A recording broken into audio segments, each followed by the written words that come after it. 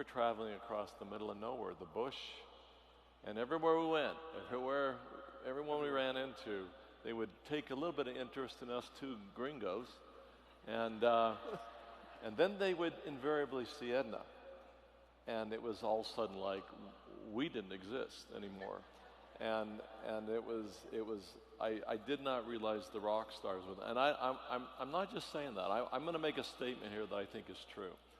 I don't think there is a more recognized or revered person than Edna Aden in Somaliland. Me neither. Yeah. I don't think so. We actually, Dave, toured with Edna earlier this week, a humanitarian facility which had some Somali refugees in it. And we were just kind of talking with the folks giving us the tour, and one of the women ran over, recognizing Edna Aden as if she was Taylor Swift. Behind the mask, even behind the mask. Yeah, absolutely. Yeah.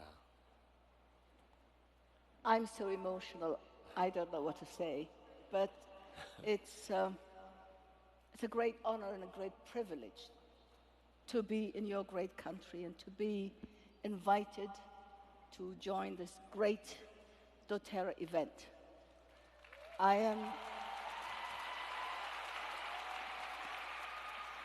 am so happy and so grateful that our paths have crossed, that you have built a hospital in my country, in an area that had never had a hospital before. And if a hospital ever needed to be built somewhere, it is where you built it, where doTERRA built it, where Healing Hands have built it for my people. And for that, I am grateful and happy. And on behalf of my people, I say thank you to doTERRA and to the great people of the United States of America. Thank you. Thank you. Thank you. Thank you, Edna. We wanted to sit down. This is completely unscripted. In fact, I'm going to be honest and say that I haven't even looked through all these questions beyond the first one here. But we wanted just to ask a few of these questions to Edna and just to have you hear her response. And I'll start out with the first one. Perfect. That's okay. And then how did you first learn about the Sanag Specialty Hospital, and what did you think about what doTERRA was trying to accomplish there? Well, I always keep my office door open in my hospital. And one fine day, a very tall American, a person walked into my office and said, "Can I come in?" I said, "Yeah, sure, come in. It's open." And he told me that he was building a hospital in Sanag. Now, I'm in Hargeisa, in the west of Somaliland, and Sanag is at the other end. So I said, well, who's building the hospital? What are you doing there? And he told me about doTERRA. And he said, but I've come to ask for a favor. I said, uh-oh. And I'd like to borrow some textbooks. Now, textbooks in my country was like asking me for, I don't know, my firstborn or something. I said, textbooks, I don't have many, but what kind of textbooks? And he said he was training some health professionals for the hospital that was being built, and somebody told him that we had a library and we had textbooks, and he came to borrow some. And I said, well, I can let you borrow them, but will you bring them back? I said, yeah, I'll bring them back. And I thought, oh, well, I hope so. So we went to the library and we looked at what we had, and he said, oh, I need a copy of that. I only had one copy of that, one edition of that. So I said, okay, and I need one of that. So he took 3 textbooks, which to me is an entire library. And I saw him walk out with my books out of the hospital. And I said, I'll never see them again. And you know what? He brought them back. That's Sheldon. And this guy had a man bun, me to him. right? And that led to the day when I referred to him as my American son. So that was how I met Sheldon. And I know his parents are there. We had breakfast together this morning. And you have a great son, Sheldon's parents. You have a great son. Yeah, thank you. Edna, looking back through the challenges you faced in your life, which have been many, what tools or skills did you develop to help you overcome the obstacles you faced? Well, I'm a very determined person. I'm hard-headed. You have no idea. First and foremost, And when I see something that needs to be done, I come from a country with the highest maternal mortality rate. I come from a country with the lowest literacy rate. I come from a country that has been totally destroyed by war. And the least I could do is build a hospital. And if it takes overcoming these challenges, then you just have to do it. Tenacity, determination, and following your heart. You want to do something, you have to go against all the odds. Do it. Amen. And the more they tell you you cannot do it or should not do it, your conscience tells you you have to do it, you just keep on doing it. And when I finished my hospital, I thank the people who helped me, but I also thank those who said I could not do it, because they made me even more determined. So, go after it. You start to get the feeling that you don't want to get in Edna's way when she decides she's going to do something. I would love. Her book is fascinating, and maybe we'll tell you what that book is, and you'll get a chance to hopefully order it and read it. It's life-changing. But I was fascinated as I read about some of the things you had to overcome, being the first midwife and bringing this professional level of nursing and medical care to Somaliland. Tell us a little bit about some of the challenges. Well, I was trained in Britain, and anybody from Britain? Hammersmith Hospital, that was my hospital. Great hospitals, great teachers. I was trained for a European environment. But then in '61, I came back to my country, and I was all they had. And it took the government at that time 22 months to give me a salary. So month after month, I would go and say, do I have a salary? I said, no, not this month. Okay. So I worked, and I had no uniform, I had no salary, I had nothing. But I had patience, and I had people to teach. And you had training. I had training. If I hadn't had that training, I wouldn't have been able to teach. So I started training as best as I could what had been taught to me in England, but in a different environment, with very little resources, and without supervision, because in the UK I had people that I could go to, and people who would advise me, and people who would show me. So I just did what I needed to do, and the best way I could do it. And thank God today we have a great training school. We have midwifery training schools. I set myself a target to train 1,000 midwives. And people said, what? 1,000 midwives? You think you can do it? I said, well, we're going to try. We're going to give it our best shot. And we have just completed training in 7 different midwifery training schools in Somaliland. 1,007. So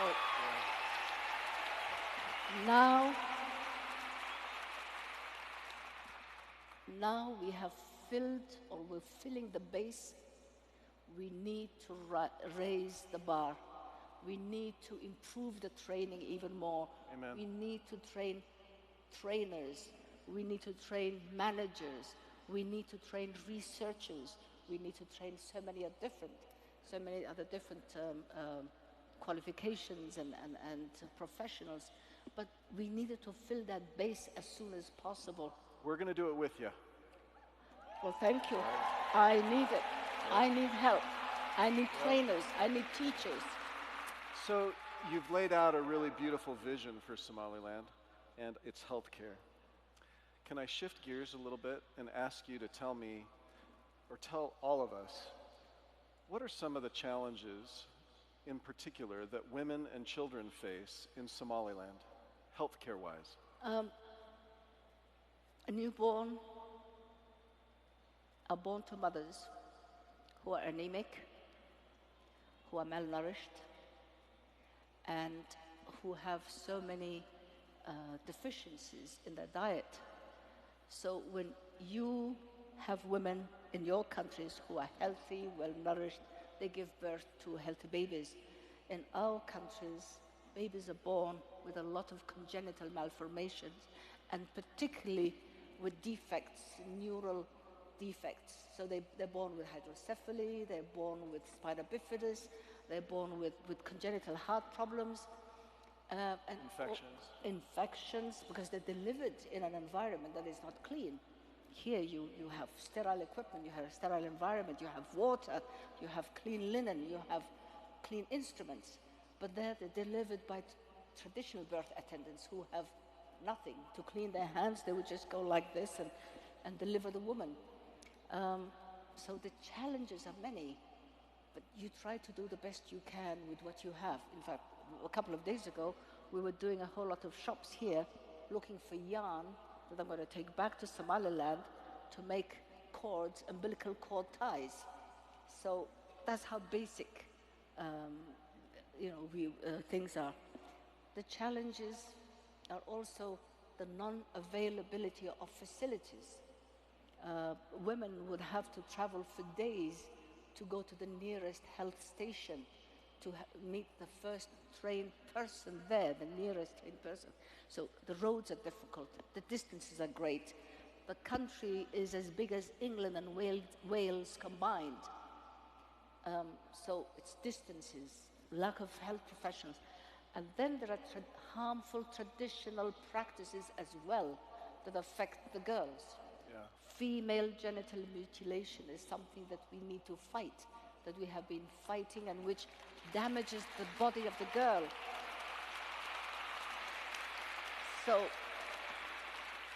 natural causes, disasters, drought, famine, poverty, war, lack of health professionals, and where facilities exist too far, and superimpose on all of that are harmful traditional practices.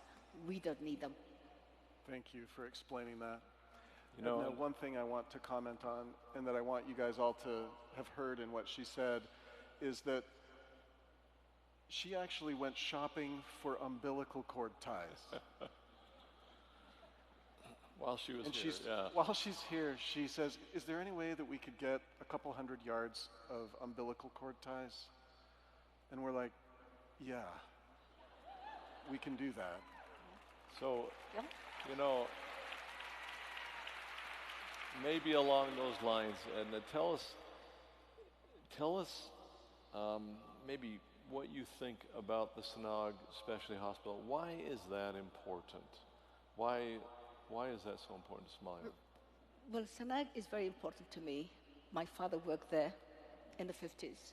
Father was a doctor. My father was a doctor, and when I was on holiday from school in Djibouti, I would spend time with him, and I would see how hard worked he was, how hard he worked, how frustrated he was. And that was where I made a promise to myself that one day I would build a hospital. How I would do it, I didn't know. When and how, I didn't know. But it took many decades for me to do it. So when I came back to Somaliland and built my hospital in Hargeisa, I was getting patients from Sanag because it was so distant. And for a hospital to be built there, if it had to be built anywhere, that is the most appropriate place that it could have been built.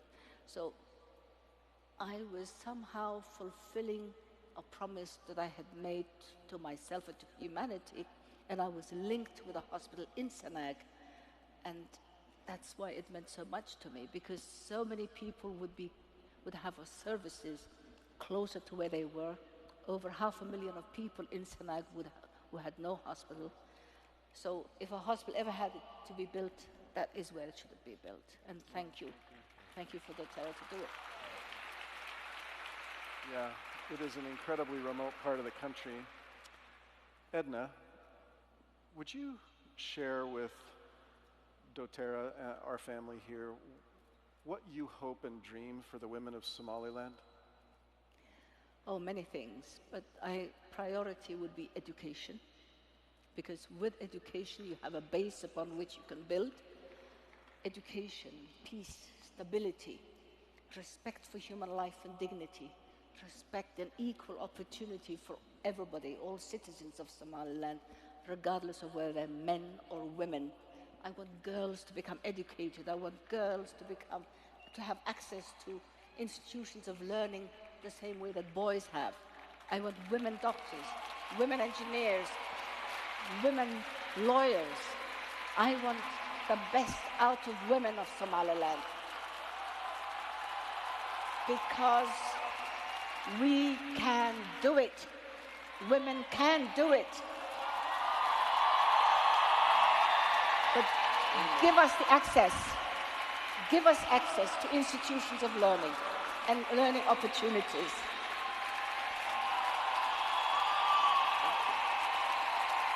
Thank you. Thank you. Thank you.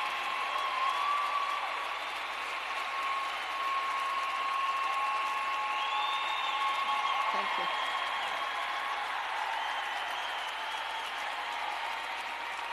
Thank you. You can, I think you're beginning to see as we did. You know, as we traveled across the country, I mentioned that I didn't understand what kind of a rock star that we were with. And it didn't matter if it was political leaders, it didn't matter if they were successful business people, it didn't matter if they were in the remotest frankincense village in the middle of nowhere, it didn't matter. Wherever we went, with Edna, it was, people were just stunned, shocked, starstruck. And, you know, and you can begin to see why. You can begin to see why. It's just such I love my people. Such a power. I love people. She's blessed lives. And I love my people because they have been so forgotten and so isolated. But I'm blessed. I'm blessed because I have friends like you and others.